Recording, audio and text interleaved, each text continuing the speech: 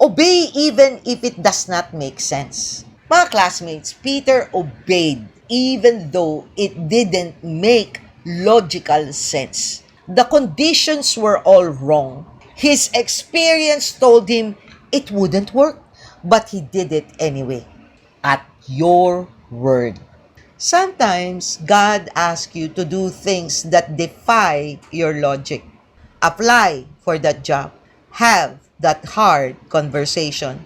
Give that amount. Start that thing. Obedience isn't about understanding. It's about trust. Mga classmates, this is the very reason we make mistakes and fail.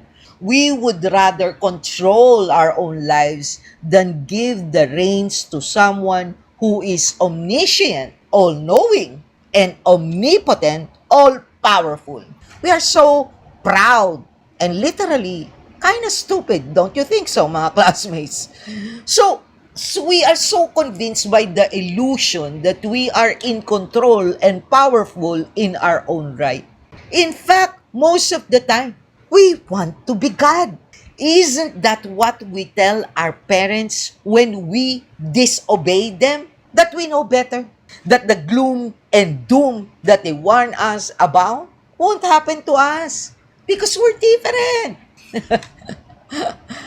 Honestly, mga classmates, the reason I laugh because I went through that way. Look back in your life, mga classmates. Think about the majority of times you went against what was right for the sake of being happy, of following your heart, of being proud and selfish.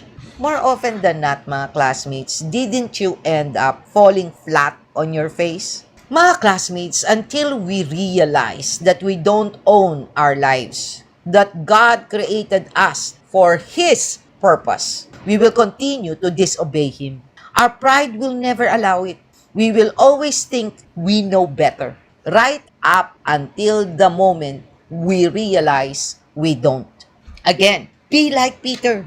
Even in his exhaustion and exasperation with no understanding of why Jesus would ask him to do it all over again after a long, fruitless night, he obeyed. And in that moment, Jesus showed him the true power, control, love, and abundance that are possible when you follow him, even when it makes absolutely no sense.